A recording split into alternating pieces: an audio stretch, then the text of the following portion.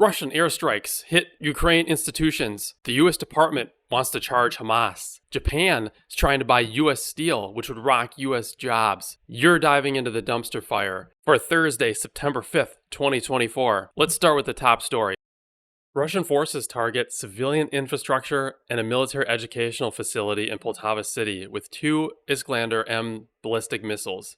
The attacks, which occurred during a series of strikes on the night of September 2nd and 3rd, resulted in deaths of at least 51 people and injuries to 271.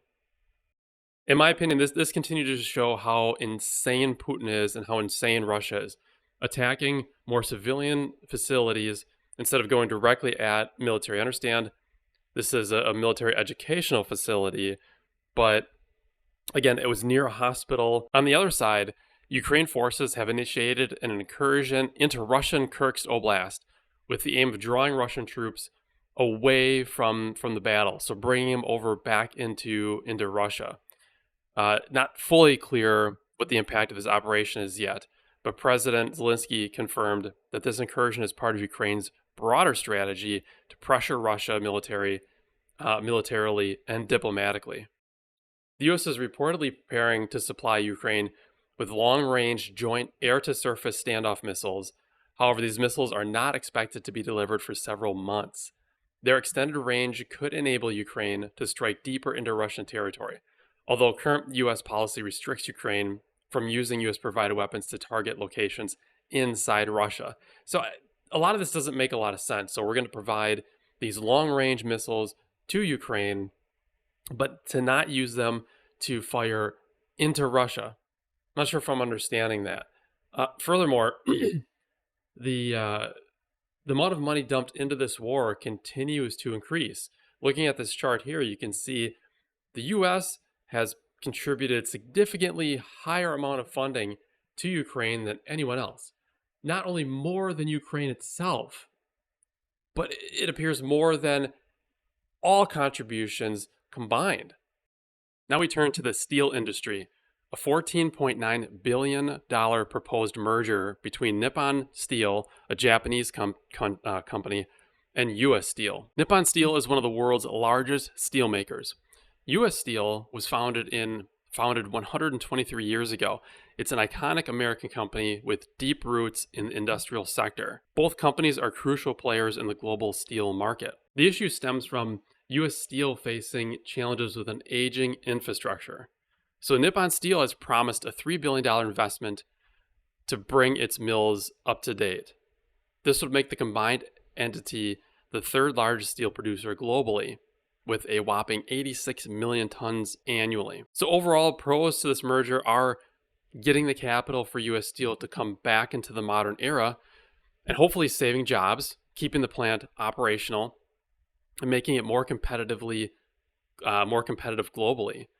On the flip side, the United Steelworkers Union and U.S. politicians fear there could be job losses and potentially plant closures. On the flip side, they feel like merging these two companies could end in reducing redundancy, so to speak, and moving the headquarters. That said, in the past, Nippon Steel has not when they've purchased other companies, they have not closed plants and they have not moved headquarters. So somewhat positive outlook if this does move forward. Having said that, President Biden is leaning towards blocking the deal due to the national security concerns that it presents. And this has bipartisan support for the blockage. They want U.S. Steel to remain American owned. In addition, Trump's not in office, but just kind of adding that element to it. If he were in office, he might likely agree with Biden on this.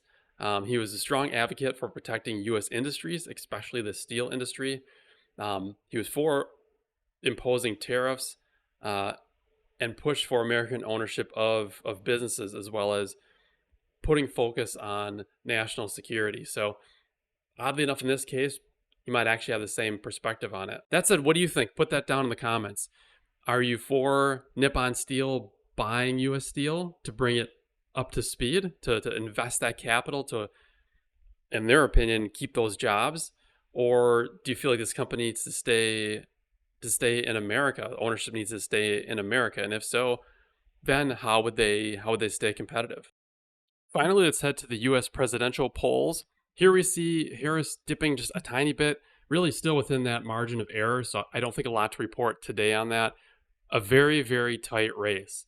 As we talked about in the prior days, it's critically important to think about who you're going to vote for.